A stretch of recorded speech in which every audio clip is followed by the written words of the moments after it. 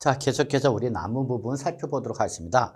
자, 우리 남은 부분 공부하기 전에 앞서 여러분 여기 연부취득이란 말이 나오네, 여러분. 자, 연부취득이란 말은 여러분 우리 지방세법에서만 사용하는 용어다라는 걸 좀 먼저 말씀을 드리겠습니다, 여러분. 지방세법에서만 나오는 말이다. 국세는 연부취득이란 말이 없어요, 여러분. 이와 비슷한 게 뭐냐면 장기할부라는 개념은 나오기도 합니다. 그러나 연부취득이라는 것은 취득세 등 지방세법에서만 나오는 말이라는 것을 먼저 말씀드리고, 여러분, 그러면 연부취득은 뭐냐면 연부, 얘는 글자대로 연 단위로 납부하는 걸 말합니다, 여러분. 연 단위로 납부를 하되 그 기간이 최소 2년 이상에 걸쳐서 장기 상환하는 조건의 매매를 우리는 뭐라 하냐면 연부취득이라 합니다. 그래서 얘는 최소 2년 이상에 걸쳐서 분할하여 대금을 지급하는 매매를 우리는 뭐라 한다 그러면 연부취득이라 한다는 개념을 꼭 좀 기억해 주셔야 여러분. 그래서 일단은 연부로 납부를, 즉 연 단위로 납부될 그 기간 최소 몇 년이서 그러면 2년 이상에 걸쳐서 분할 상환하는 거죠, 여러분. 그러한 취득일 때를 우리는 뭐라 표현하고 하면 연부취득이라고. 이때는 일종의 매매이지만 이때는 잔금이 아니라 뭐가 나오냐면 연부금 지급이 나오는 개념이라는 걸 꼭 기억해 주셔야 돼요, 여러분. 뭐 연부금이란 말이 나온다는 거 꼭 체킹해 두시기 바랍니다, 여러분. 아시겠죠, 여러분? 네, 이렇게 좀 봐두시고요. 나머지 취득 유형했던 취득 시기는 여러분 한번 일단은 읽어만 봐두셔도 큰 무리는 없겠습니다. 그 다음에 여러분 항상 과세 시기를 결정할 때 여러분 이렇게 과세 시기가 2개 이상이 나면, 즉 위에서 규정한 매매나 또는 증여등록이나 무상취득일 때 그 취득 시기 전에 먼저 등기 등록을 했답니다. 그러면 이때는 그러한 취득일 전에 등기 등록을 먼저 하면 우리는 빠른 날, 어디가 더 빠른 거죠, 여러분? 등기일 또는 등록일이 빠른 날이죠. 그래서 항상 과세 시기를 결정할 때는 항상 어떤 날, 여러분? 빠른 날에 우리 과세 시기로 한다는 걸 꼭 좀 기억해 두시기 바랍니다, 여러분. 아시겠죠? 그래서 과세 시기가 2개 이상 남은 그 2개 이상 중에서 어떤 날로 간다면 빠른 날로 간다는 걸 꼭 좀 기억해 두시기 바라겠습니다. 자, 이제 우리 세액 계산합시다. 우리가 결국 세법을 계산하는 것은 뭐죠, 여러분? 바로 세액을 계산하는 겁니다. 라고 했죠, 여러분? 세액 계산을 말한다. 그러면 모든 조세는 뭐에다가 여러분? 과세 표준에다가 뭐를 곱해서 여러분? 세율을 곱해서 뭐가 나온다고요, 여러분? 산출세액이 나옵니다. 라고 말씀드렸죠, 여러분. 기억나시죠, 여러분? 그래서 여러분 항상 과표에다 뭘 곱해서 세율을 곱해서 뭐가 나온다, 여러분? 산출세액이 나온다는 걸 꼭 좀 기억해 주시기 바랍니다, 여러분. 그래서 우리 이제 취득세 어떻게 계산할 거냐 그 얘기입니다. 이때에 취득세 과표는 여러분 항상 취득세는 취득이란 행위가 있었을 때 그 과세를 하는 겁니다라고 했죠. 바로 그 취득이라는 행위가 있었을 때의 가액을 과표합니다. 이걸 바로 뭐라 하냐면 여러분 취득 당시의 가액으로 한다라고 그랬죠. 그래서 결론은 취득세 과세 표준은 여러분 취득이란 행위가 일어났을 때 취득 당시의 가액을 바로 과표로 합니다. 취득 당시의 가액. 그래서 취득세는 무슨 세니까 행위세이기 때문에 취득이라는 행위가 있었을 때 그 물건의 가액을 과표로 한다. 그래서 절대 놓치면 안 돼요, 여러분. 취득세의 과표는 뭐냐면 취득 당시의 가액이다. 너 부동산 등을 취득했어. 그러면 취득할 때 얼마 주고 샀어? 취득할 때 가액이 얼마야? 그걸 과표로 한다. 여러분. 아시겠죠, 여러분? 그런데 이때 이 취득 당시의 가액을 결정하는 방법은요. 이렇게 취득의 유형에 따라서 요 취득 당시의 가액이 달라진다라는 걸 여러분이 꼭 기억하셔야 돼요. 너 어떻게 취득했어? 그 취득했을 때 그 취득의 유형에 따라서 취득 당시의 가액이 달라지는 거죠. 그럼 예를 들어서 매매 등을 인한 유상취득이다 합시다. 매매 등을 인한 유상취득이다. 그럼 그때는 너 얼마 주고 샀어? 바로 그 사실상 취득 가격이 바로 이 취득 당시의 가액이 되는 겁니다. 그래서 결론은 매매 등을 인한 유상취득일 때는 과표를 뭘로 하라고 여러분? 사실상 취득 가격을 과표를 합니다. 그럼 이때 이 사실상 취득 가격이 뭐냐라는 걸 여러분이 한번 봐주셔야 되겠죠. 한마디로 말해서 우리가 앞에서 배웠던 취득 시기를 기준으로 해서 그 물건을 취득하기 위하여 거래 상대방이나 제3자에게 지급할 자 결론 일체 비용이죠. 뭐로 하겠어요? 그러면 취득하기 위하여 들어간 모든 비용을 말하는 거다라는 거죠. 언제까지? 취득 시기까지를 기준해서 취득 시기에서 그러니까 취득할 때까지 즉 잔금 지급일이다 등기다 이런 취득 시기를 결정이 되면 그 때까지 들어간 물건을 취득하기 위하여 들어간 일체 모든 비용을 우리 뭐라 한다 그러면 사실상 취득 가격이다.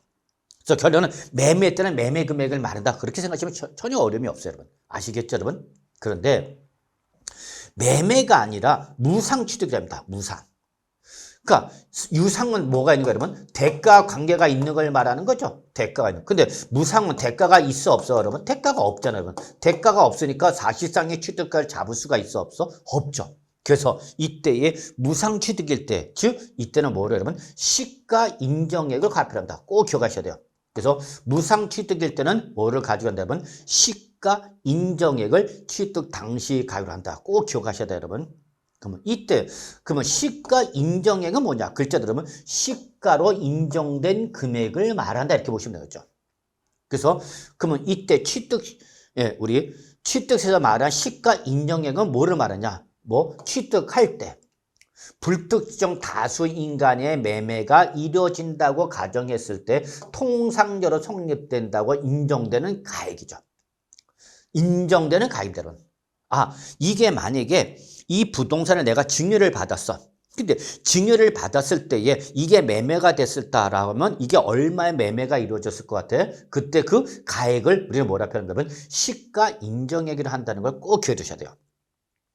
그래서 시가 인정액은 취득일 현재 불특정 다수인 즉 이해관계가 대립되는 충돌되는 매도자 매수자 등 이런 당사자 사이에 자유롭게 거래가 이루어진다고 가정했을 때 통상적으로 일반적으로 성립되는 가액을 우리가 뭐라 표현한다면 시가 인정이랍니다.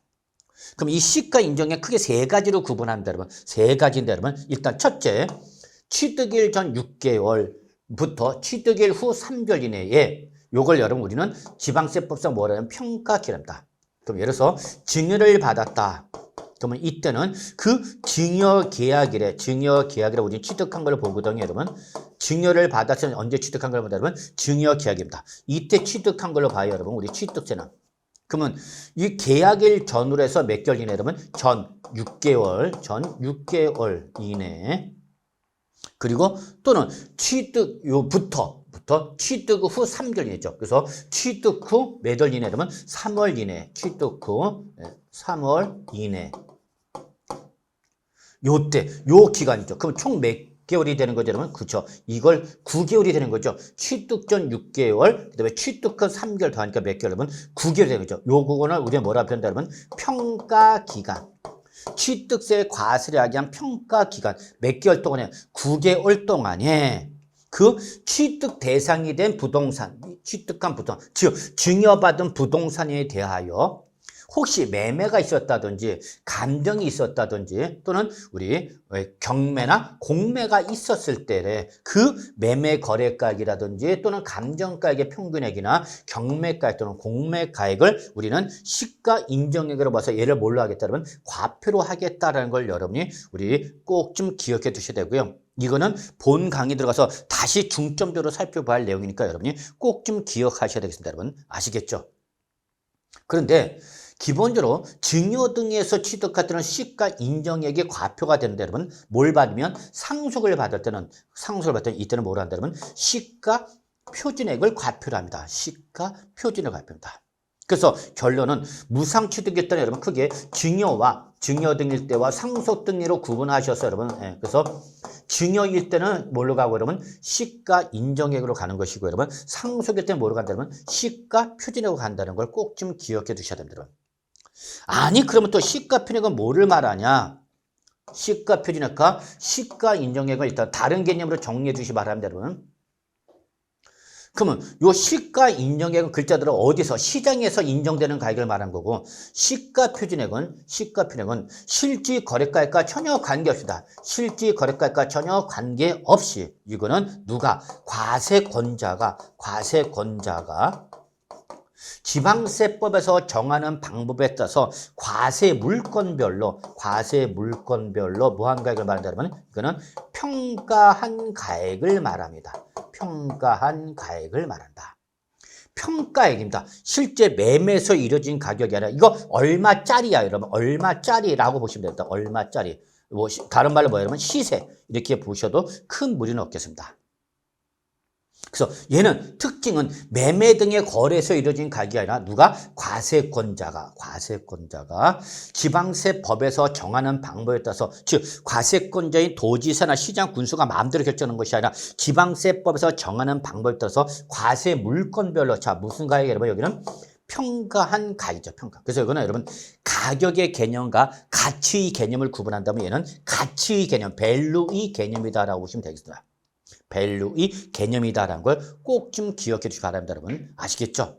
그래서 결론은 이때 증여를 받았다 그러면 이때는 시가 인정액이 바로 뭐가 되는 거고 바로 취득 당시의 가액이 되는 거고 상속을 받았다 그때는 뭐가 된다 그러면 시가 표준액이 과세 표준이 된다. 즉 취득 당시의 가액이 되는 거다라는 걸 꼭 기억해 두셔야 돼요. 여러분. 그래서 특징, 요 시가 표준액은 매매에서 이루어진 가격이 아닙니다. 시장에서 형성된 가격이 아니라 누가 여러분 과세권자가 법에서 정하는 방법에서 과세 물건별로 뭐한 가격이 되면 평가한 가격이다. 그래서 시가 인정액과 시가 표준액과 같은 개념이다, 다른 개념이다, 여러분 다른 개념이다라는 걸 꼭 좀 기억해 두시기 바라겠습니다, 여러분. 아시겠죠, 여러분? 네. 그 다음에 여러분 우리 여기 뭐 원시 취득, 간주 취득일 때의 취득 당시의 가액은 한번 좀 읽어봐 두시면 큰 무리는 없겠어요, 여러분. 그래서 잠깐 한번 살펴본다면 자 원시 취득했다. 원시 취득했다. 그러면 역시 이때는 사실상 취득 가격이 과표다. 즉 내가 건물 신축했다. 그러면 그 신축할 때 들어간 비용을 다 잡으라는 얘기죠.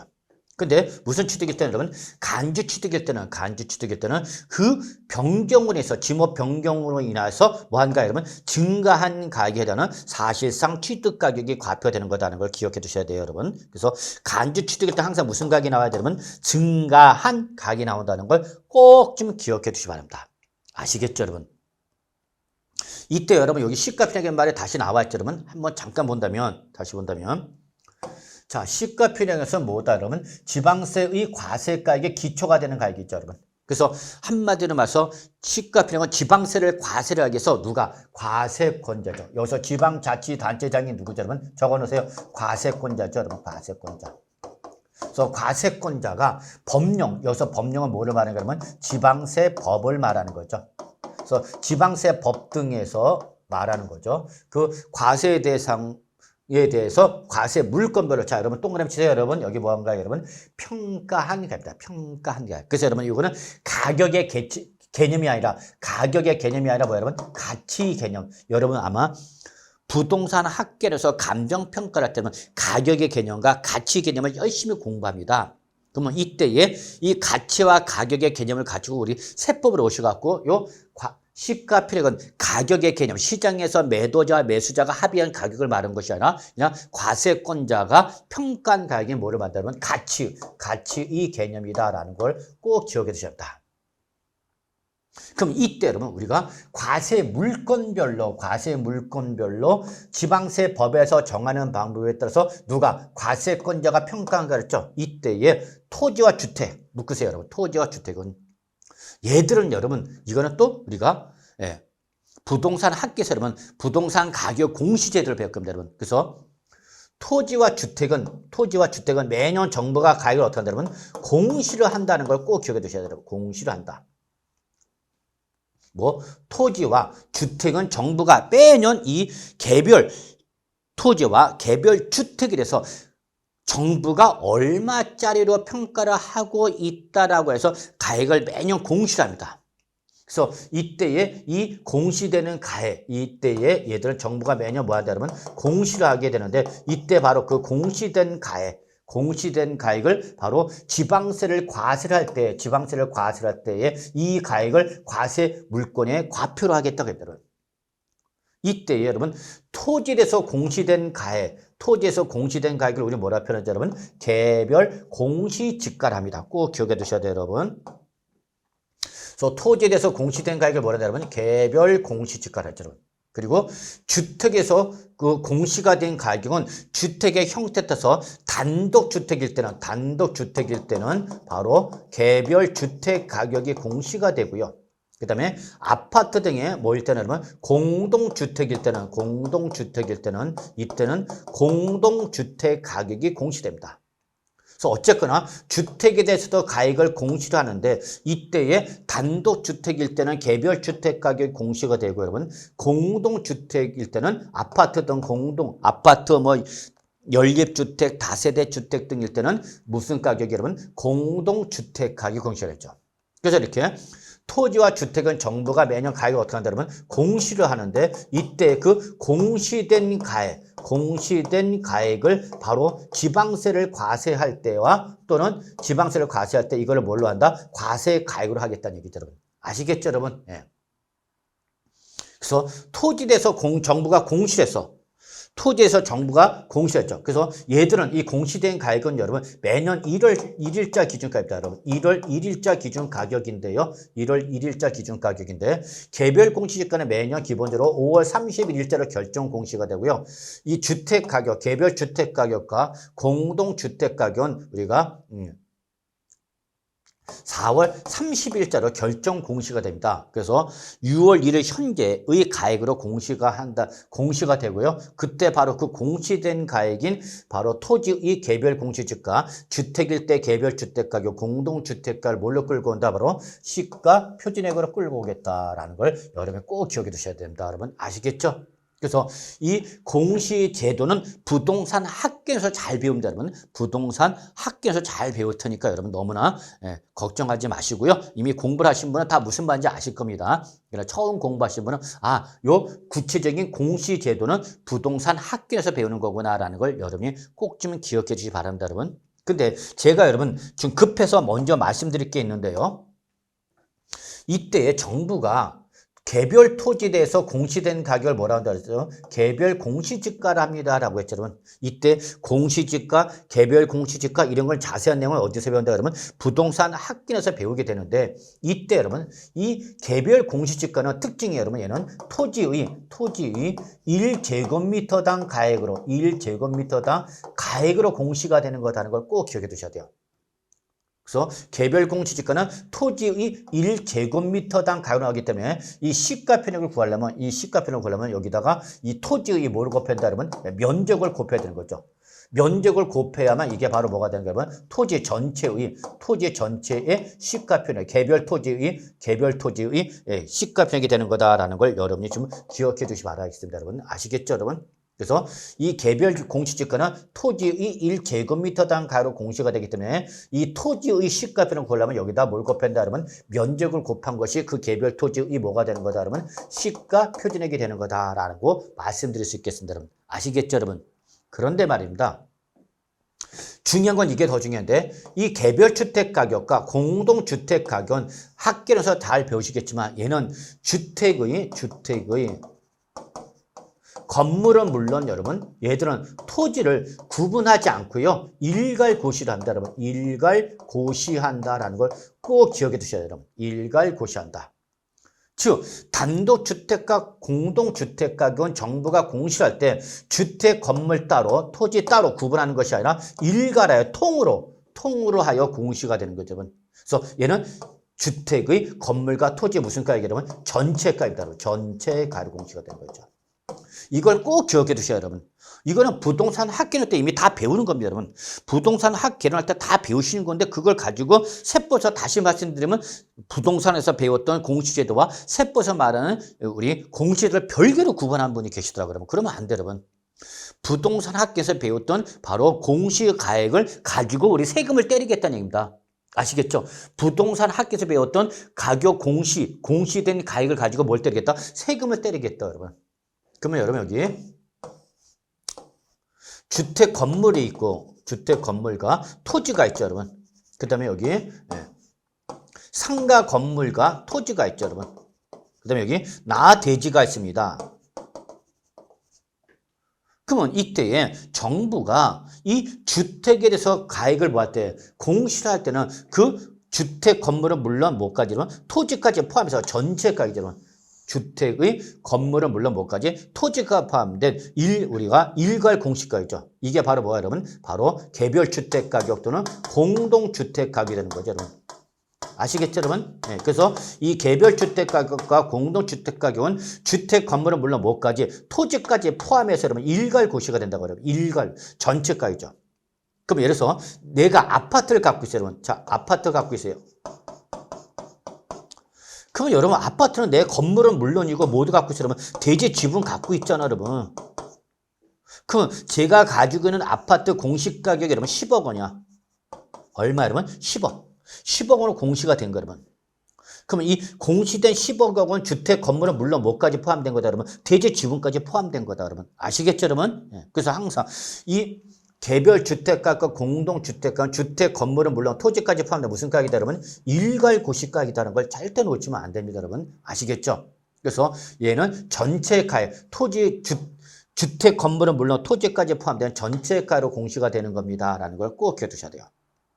근데 여기 상가가 있어요, 여러분. 상가와 토지가 있다, 여러분. 그러면 이때는 바로 이 토지는 항상 뭐가 나오는 거예요, 여러분? 바로 개별 공시지가가 나옵니다, 여러분. 개별 공시지가가 나오죠, 여러분. 개별 공시지가. 그 토지에서는 무슨 가격이 나오죠, 여러분? 개별 공시지가가 나옵니다. 토지에 대해서는 개별 공시입니다. 그러니까 요 상가 건물은 공시가 된다, 안 된다? 안 돼. 주택만 공시가 되고 있기 때문에 주택만 공시가 되기 때문에 주택을 제외한 상가, 사무실 등 이런 오피된 이런 공장용 건물들은 걔들은 공시가 안 됩니다. 그럼 뭐만 공시가 된다, 여러분? 바로 토지만. 그래서 토지는 뭐가 나온다, 여러분? 개별 공시지가는 거죠, 여러분. 개별 공시지가. 그러면 이때 요 상가 건물은 부동산 가격 공시에 관한 법률에 따라서 공시가 되고 있으니까 안 되고 있으니까 안 되고 있으니까 그럼 이 가액을 어떻게 할 거냐죠. 상가 건물은 어떻게 할 거냐. 그때는 이 건물은 이렇게 지금 주택을 제한 모든 건축물은 오피스텔을 제외한 건축물로 구분해서 이렇게 누가 결론 바로 지방자치단체장이 산정합니다. 지방자치단체장이 산정한 가액을 합니다. 다시 한번 말하지만 바로 오피스텔이라든지 또는 오피스텔 제외한 건축물, 즉 주택을 제외한 모든 건축물일 때는 누가 결정한다, 여러분? 공시가 되고 있어, 안 되고 있어, 여러분? 안 되고 있다, 여러분? 얘는 공시가 안 되고 있다고. 부동산 가격 공시에 관한 법률에서 공시가 안 되고 있다. 그럼 그때는 그냥 누가 결정하라, 직접 지방자치단체장이 직접 계산하라, 그래요, 여러분. 아시겠죠? 그럼 이때 지방세 과세권자죠, 여러분. 지방세 과세권자니까 바로 지방자치단체가 나온 거죠. 지방세의 과세권자로서 나온 거죠.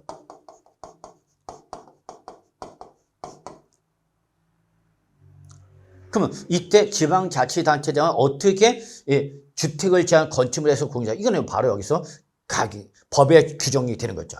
그래서 표준 가격 기준, 예를 들어서 오피스텔이다. 그러면 표준 가격 기준이겠다. 오피스텔 용도나 층별인지 오피스텔의 어떤 규모, 형태 또는 특수 부대 설비가 있냐 없냐 그 밖의 여건에서 가감선을 적용해서 가액을 결정한다는 얘기죠. 그래서 이거는 법에서 결정한 가액이죠. 법에서 정하는 방법에서 결정하게 되죠.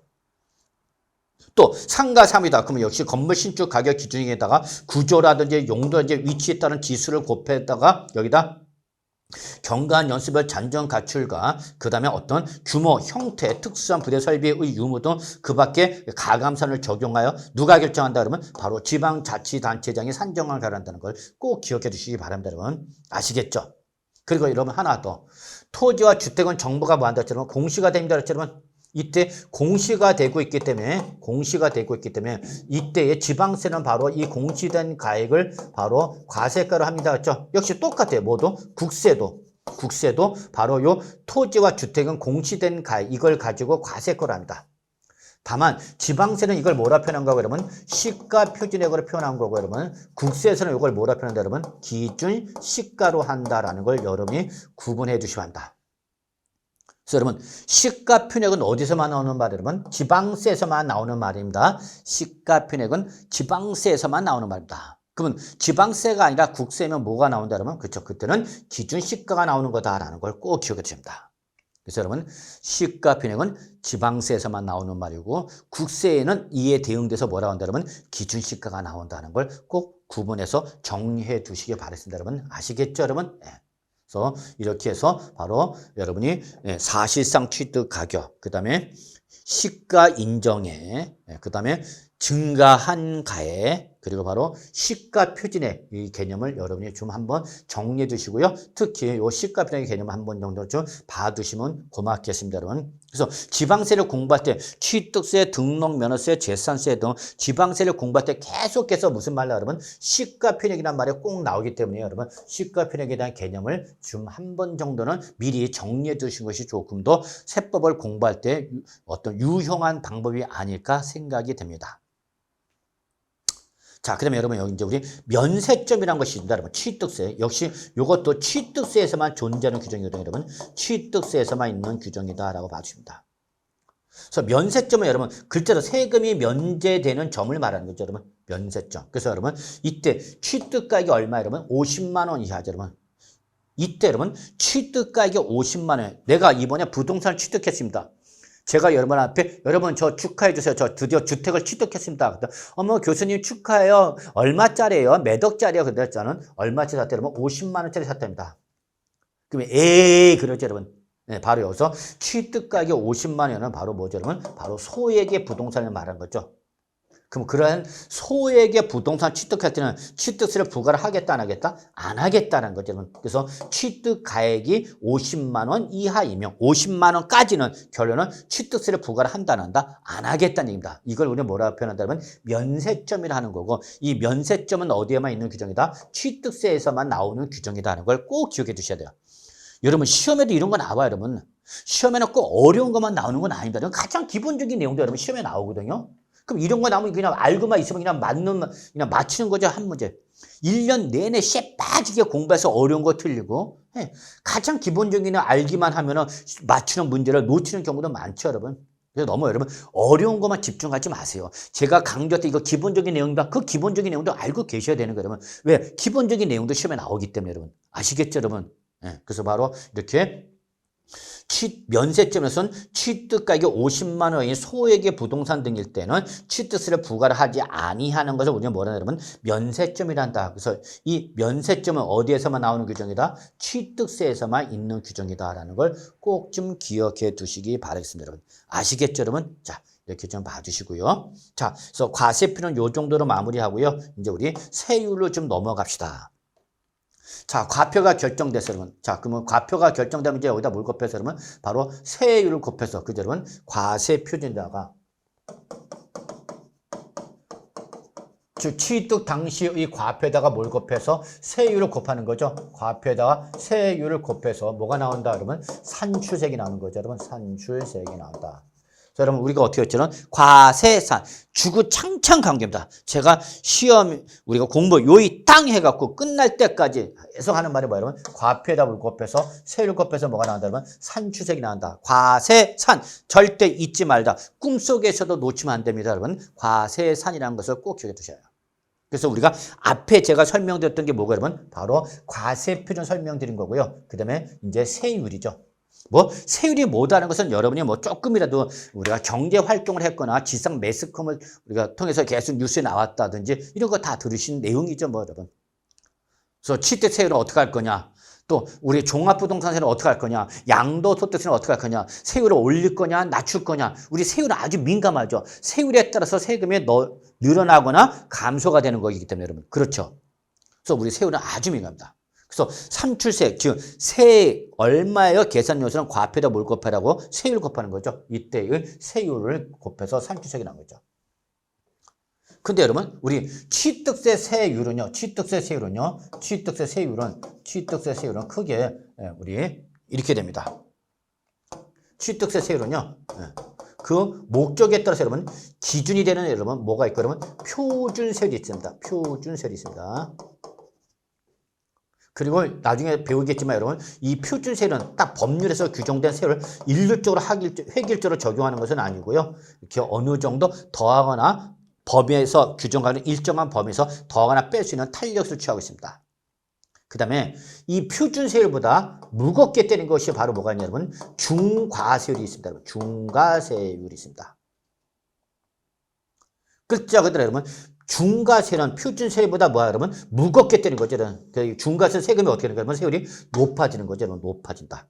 그러니까 중과세를 맞으면 납세 의무자 입장에서는 좋은 거야, 나쁜 거야? 나쁜 거죠, 여러분. 세율이 그만큼 높아지니까 세율이 높아지면, 그죠, 여러분? 세율이 높아지면 당연히 우리가 산출세액도 어떻게 되는 거야, 여러분? 올라가게 되는 거죠. 세금 많이 내는 거죠, 여러분. 그죠? 과표가 변함이 없어도 뭐가 세율이 증가되면 그 세율이 올라감에 따라서 산출세액이 어떻게 되면 증가되는 거죠, 여러분. 예. 그러면 이때에 기본이 되는 세율을 우리는 뭐라 표현하고 그러면 표준세율 그러고 이 표준세율보다 무겁게 떼는 걸 우리는 뭐라 표현하고 그러면 중과세율이라 한다는 걸 기억해 두셔야 되고요. 그 다음에 이때에 이 중과세율 말고 여러분 특례세율이라는 것이 있습니다. 여러분 특례세율이 있다. 네.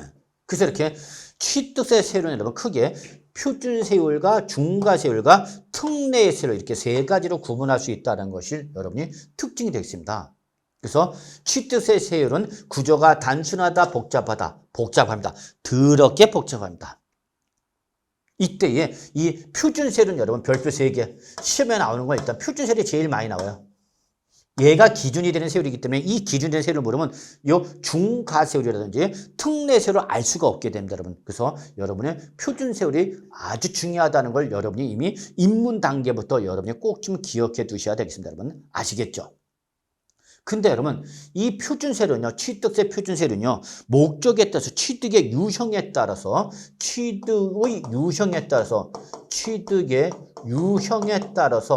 세율이 다릅니다. 세율이 다르다라는 게 취득세 표준세율의 특징이 되겠습니다.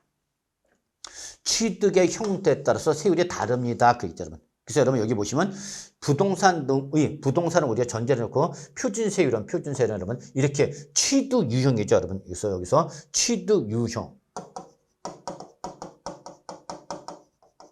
그래서 이 구분은 취득 유형에 따른 구분이다. 즉 상속을 받았어 아니면 상속 외의 무상취득이죠. 상속을 제외한 무상이죠. 꼭 전하세요. 뭘 말하죠, 여러분? 증여 또는 뭐 기부 등 하여튼 취득하는 과정에서 대가를 지급하지 않은 모든 걸 말한 거죠. 그리고 무슨 취득 여러분? 원시 취득이죠, 여러분. 소유권이 최초로 발생하는 거죠. 그 다음에 여기는 우리 공유물의 분할이죠. 공유물의 분할. 그래서 공유권의 분할이 되는 거죠, 여러분. 그래서 공유물의 분할 또는 부동산 공유권 해소를 위한 지분 이전 또는 합유물의 분할 또는 총률의 분할 이런 것도 있죠, 여러분. 자, 그리고 여기까지를 제한 나머지 그 밖의 매매 취득이 바로 뭐예요, 여러분? 매매죠, 여러분. 그래서 여기 매매도는 유상취득이죠. 그래서 이렇게 취득의 유형에 따라서 상속을 받아서 증여를 받아서 원시 취득해서 공유권을 분할해서 매매를 취득해서 그에 따라 세율이 달라지는 거죠, 여러분. 그래서 이때는 우리가 만약에 그래서 상속을 받았다 그러면 우리는 기본적으로 2.8%로 규정됐습니다. 2.8%. 그러니까 부동산을 상속을 받았다 그럼 몇 프로 여러분? 2.8%가 되는 거죠, 여러분. 2.8%. 그다음에 근데 그 취득한 부동산의 농지면 이때는 2.3% 잡니다. 이때 여러분 우리 세법에서 농지가 남으면 우리가 여러분 생각해봐. 농지는 세금을 많이 때리겠다, 적게 때리겠다. 네, 가장 적게 때립니다.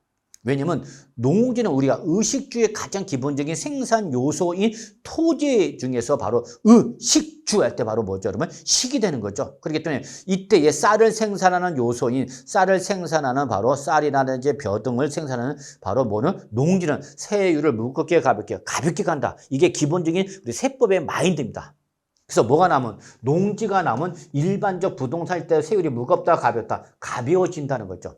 그래서 일반적인 부동산 상속을 받은 2.8%인데 그 상속받은 부동산이 뭐면 농지면 세율을 낮춰갖고 몇 프로 여러분? 2.3% 한다는 걸 꼭 기억해 두셔야 돼요, 여러분. 아시겠죠? 그런데 말입니다. 이 지방세 세율은요, 지방세 세율은요, 항상 100분율이 아니라 얘들은 1000분율로 표시를 한다, 여러분. 1000분율로 표시를 한다. 이걸 꼭 기억해 두셔야 돼요.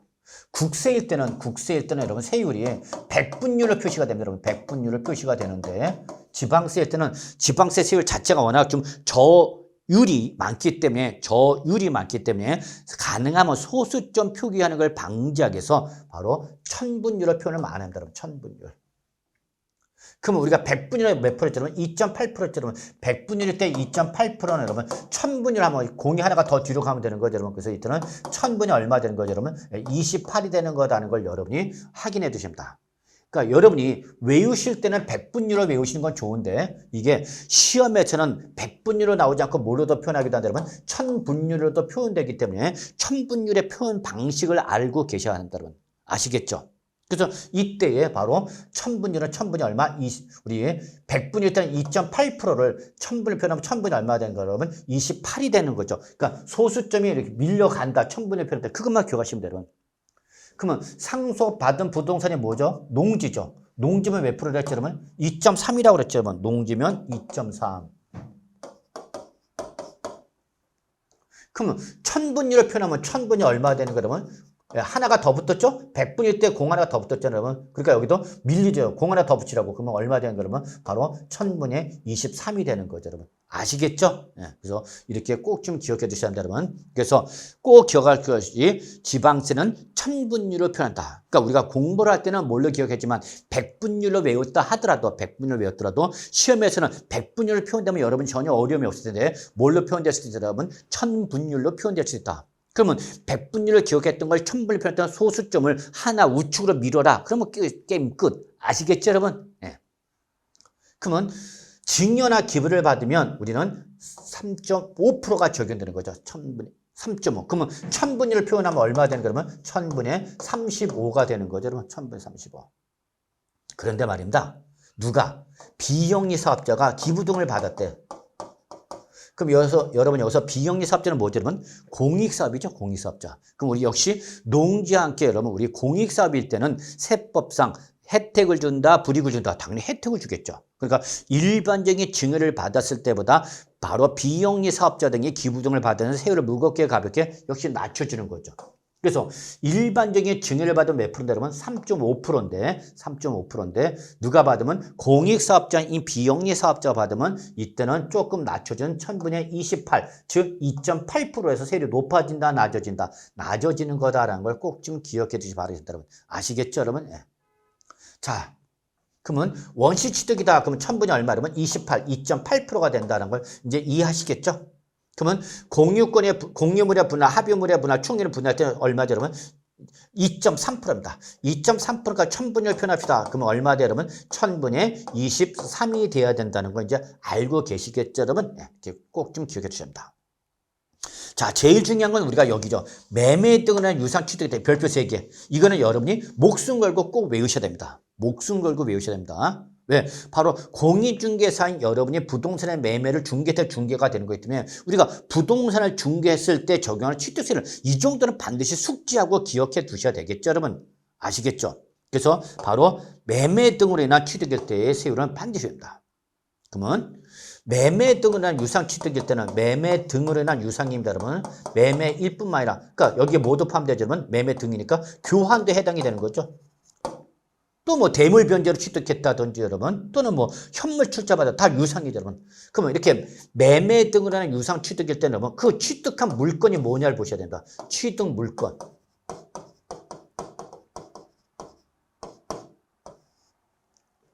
그래서 취득 물건이 뭐이거나 농지이거나 주택일 때, 그리고 농지나 주택을 제외한 바로 뭐 여러분 부동산일 때 이렇게 세 가지로 구분하죠, 여러분.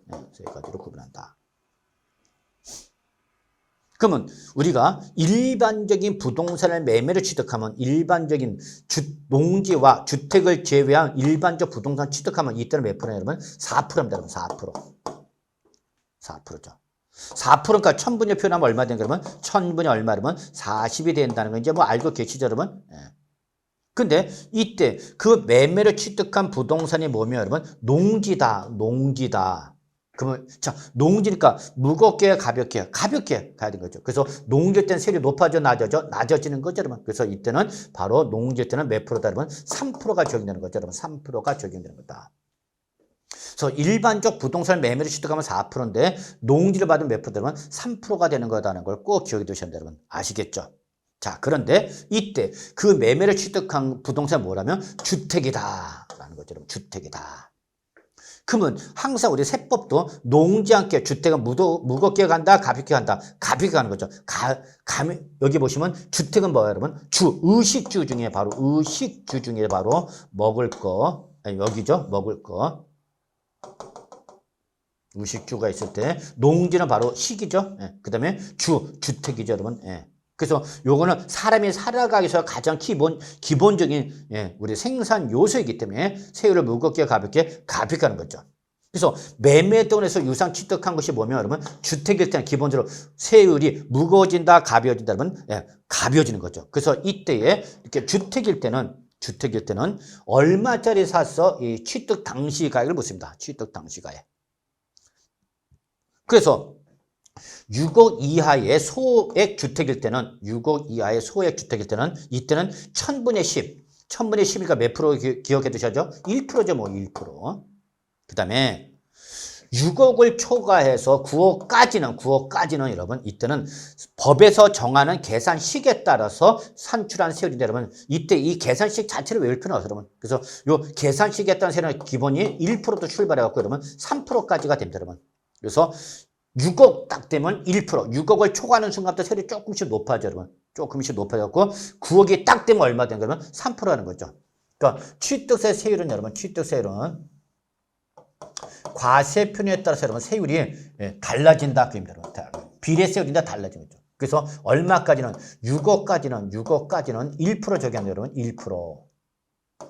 그래서 6억을 초과해서 이제 얼마까지 9억까지는 세율이 조금 높아집니다. 높아져.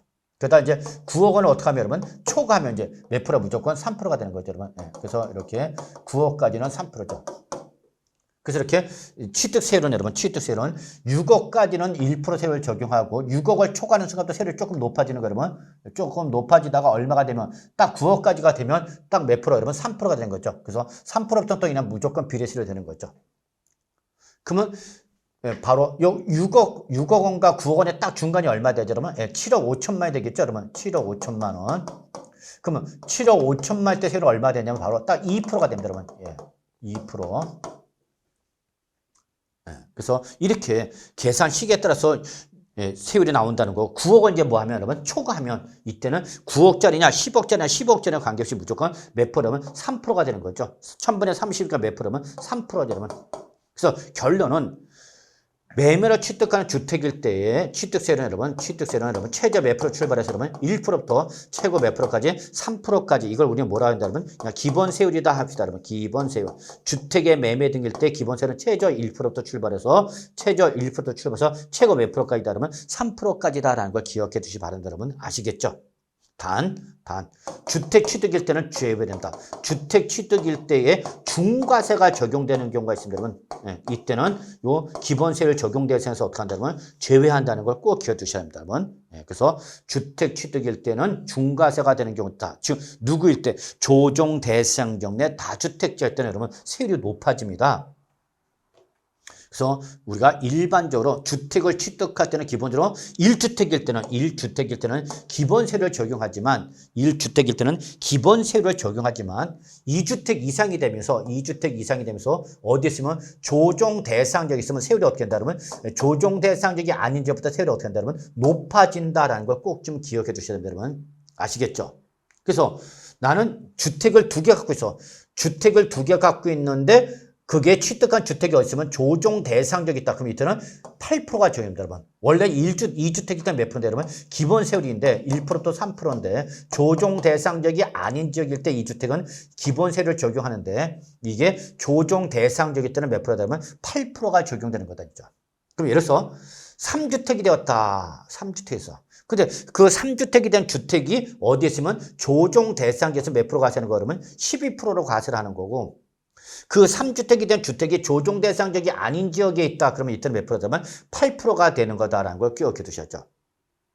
물론 4주택 이상이 되면 이제 그때는 조정 대상 지역 여부에 관계없이 무조건 몇 프로? 12%의 세율로 높아진다라는 걸 꼭 좀 기억해 두시기 바랍니다, 여러분. 다만 이때의 이 매매일 때는 반드시 개인과 법인이 구분합니다. 그래서 개인일 때의 주택 수는 바로 세대별로 취득자 개인별이 아니라 세대별로 주택 수를 따진다는 걸 꼭 기억해 두셔야만 합니다, 여러분. 그래서 1주택이면 역시 이번에 무주택이었다가 우리가 1주택이 되면 그때는 조정 대상적이 있더라도 그냥 기본세율 적용하는 거예요, 여러분. 기본세율이고 2주택 이상이 되면서부터 이제 조정 대상적이냐 아니냐에 따라서 세율이 높아질 수 있다는 걸 기억해 두시면 돼요, 여러분. 아시겠죠? 그런데 누구 면에서 하면 법인의 명의로 사면 이때는 이렇게 무조건 12% 세율이 높아지는 거죠. 증여를 받았는데 그 증여받은 주택이 조정 대상적에 있으면서 엔더 시가표가 3억 원 이상일 때는 기본적으로 원칙은 증여는 3.5%인데 이렇게 조정 대상적에 있으면서 3억 원 이상일 때에는 이때는 12% 세율이 높아지는 거죠. 그래서 항상 어디에 있으면 조정 대상적이 있다면 세율이 높아질 수 있다는 걸 꼭 기억해 주십니다. 그래서 이때 조정 대상적은 우대 대상이다, 규제 대상이다, 규제 대상이라는 걸 꼭 기억해 주시기 바랍니다. 여러분 아시겠죠? 자, 이러한 표준세율 외에 이제 뭐가 있다면 바로 중과세율이 있다라고 말씀드렸죠, 여러분. 네, 그래서 중과세율이 있는데 바로 주택에 대한 중과세, 그다음에 표준세에다가 8% 더한 세로 과세하는 경우, 표준세에다가 4% 더한 세로 과세하는 경우, 표준세에다가 3배를 곱한 다음에 4% 뺀 세로 과세하는 경우가 있다라는 거 참고로 해 두시고요. 자, 그 다음에 이렇게 세율을 무겁게 하는 거 외에도 여러분 뭐가 있다면 특례세율이 있다는 거 기억해 두셔야 됩니다, 여러분. 특례세율. 그래서 특례세는 무겁게 때리는 것이 아니라 취득세와 등록면허세가 우리가 중복과세가 되는 걸 방지하기 위한 거다라고만 지금 개념으로 정리해 두시고요. 그래서 그게 그냥 표준세에서 중과기준세율 2% 뺀 세율로 적용하는 경우가 그냥 중과기준세율 2% 적용하는 경우가 있다는 걸 기억해 두시고요. 특히 우리가 꼭 기억해야 될 것이 중과기준세율은 항상 이거는 취득세 몇 프로 말한다 그러면 2%를 말하는 거다 꼭 기억해 두셔야 돼요. 그래서 중과기준세는 역시 취득세에서만 나오는 말로서 여러분 항상 중과기준세율 그러면 몇 프로 말한다 그러면 2%를 말하는데 요 2%는 종전 취득세를 말하는 겁니다. 예, 그래서 여러분 항상 중과기준세율은 중과세를 할 때 기준된 세율을 말한다 보시면 되겠고요. 그때 중과세 할 때 기준세율은 몇 프로 말한다 그러면 2%를 말하는 거다라는 걸 꼭 좀 기억해 두시기 바랍니다. 아시겠죠, 여러분? 예. 자, 그 다음에 이제 우리 마지막 취득세 부가징수 살펴봅시다. 자, 여러분 항상 우리가 취득세, 등록면허세, 재산세, 종합부동산세, 양도소득세 등을 공부할 때 여러분 부가징수가 나오면 여러분 요거는 납세 의무 이행 방법을 말합니다. 납세 의무 이행 방법을 말하는 거죠. 그러면 우리가 제가 조세 총론에서도 말씀드렸다시피 여러분 이 취득세 부가징수는 별표 3개죠, 여러분. 아주 중요하죠. 꼭 기억하셔야 돼요. 그러면 세법의 당사자는 누구랬냐면 그렇죠. 과세권자와 뭐죠, 여러분? 납세 의무자가 되는 거죠, 여러분. 과세권자와 납세 의무자로 구분이 된다라는 거. 그래서 과세권자가 액션을 취하는 거냐, 납세 의무자가 액션을 취하는 거에 따라 달라집니다, 그랬죠, 여러분. 이때 다시 한번 말하지만 납세 의무자가 액션하는 것이 뭐죠, 여러분? 신고 납부가 되는 거고, 그렇죠, 여러분? 과세권자가 액션 치는 게 우리 뭐죠, 여러분? 보통 징수라는 걸 여러분은 꼭 기억해 두셔야만 하겠습니다. 그러면 이때에 취득세는 원칙이 뭐다, 그러면 바로 신고 납부죠. 별표 3개. 그러면 신고 납부는 항상 액션 누가 치는 거다, 여러분? 그렇죠. 납세 의무자가 액션이었죠. 납세 의무자가 세액을 계산해서 바로 과표와 세율을 결정해서 세액을 계산해서 법에서 정하고 있는 신고 기한 이내에 반드시 뭐 해야 되는 거죠, 여러분? 신고도 하고 뭐죠, 여러분? 납부를 해야 되는 거죠. 이때 여러분이 꼭 외우실 것이 요 법정 신고 기한이죠. 별표 3개짜리죠. 그래서 여러분 여기 신고 기한이 나오고 있죠, 여러분. 별표 3개짜리입니다. 즉 취득세는 언제까지 내야 되는 거냐 그 얘기죠. 누가? 납세 의무자인 취득자가. 원칙 언제다? 60일 이내다. 이건 뭐 목숨 걸고 외우셔야 되는 거죠. 취득일로부터 60일 이내다는 걸 꼭 기억해 두셔야 돼요, 여러분. 아시겠죠? 그런데 예배가 있죠. 역시 예배는 반드시 기억해주죠. 그래서 하여튼 요 원칙적인 신고 기한은 여러분이 목숨 걸고 반드시 외우셔야 됩니다, 여러분. 아시겠죠? 그래서 기본적으로 취득일부터 며칠 이내 60일 이내에 취득자라는 납세의무자가 취득세액을 계산해서 과세관청인 지방자치단체장 즉 도지사 또는 특검시장한테 어떻게 하라? 신고하고 납부하라는 얘기다, 여러분. 아시겠죠? 근데 일반적 매매가 아니라 상속이나 증여를 받았다든지 또는 과세 물권의 상태가 변동됐을 때라든지 또는 과세 시기가 2개 이상일 때 이럴 때는 달라진다는 걸 꼭 기억해 두셨죠. 근데 이때까지 신고 납부라는 뭐죠, 여러분? 보통징수관이죠. 그래서 취득세에서 보통징수는 원칙이야, 예외야? 예외죠. 원칙은 뭐다고요? 신고 납부죠. 꼭 기억하셔야 됩니다. 아시겠죠, 여러분? 예, 그래서 취득세 원칙이 뭐? 신고 납부? 근데 신고 기한 내 신고 납부를 했다, 안 했다? 안 했다. 납세 문제가 신고 또는 납부는 다 하지 않았다. 그럼 그때는 뭐가 한다? 보통징수죠. 그래서 보통징수 항상 액션 누가 치는 거죠, 여러분? 그쵸. 과세권자죠. 과세권자가 세액을 계산해서 여러분한테 뭘 보내준다? 납세 고지서 보내는 거죠. 납세 고지서 보낸다. 그럼 고지서에 적힌 세액을 납부 기한까지 반드시 뭐 해야 되는 거예요, 여러분? 납부를 해야 되는 거죠, 여러분? 네, 납부를 해야 된다는 걸 꼭 기억해 두셔야 됩니다. 그래서 보통징수 누가 액션 취한다, 여러분? 과세권자죠. 근데 이때에 이 세액에는 여러분 반드시 뭐가 들어간다, 여러분? 가산세가 부과된다는 걸 꼭 기억해야 돼요. 산출세 외에도 네가 신고 납부라는 의무를 이행했으니까 안 했으니까 안 했으니까 그 안 한 거에 대해서 뭐가 붙어서 여러분? 가산세가 붙는다. 이걸 절대 놓치면 안 됩니다. 그래서 취득세에서 보통징수는 납부 하유할 세액에다가 뭐가 더해져서 가산세가 더해진 금액으로 뭐가 날아간다? 고지서가 날아간다는 걸 여러분은 반드시 숙지하고 정리해 두시기 바라겠습니다, 여러분. 아시겠죠, 여러분? 예. 그래서 바로 취득세 부과징수 원칙이 뭐다, 여러분? 신고 납부가 되는 거다라는 걸 꼭 좀 기억해 주시기 바랍니다. 자, 여기까지가 우리 지방세에서 가장 근간이 되고 기본이 되는 취득세에 대한 기본적인 내용을 한번 살펴보도록 하겠습니다. 여러분 고생하셨습니다.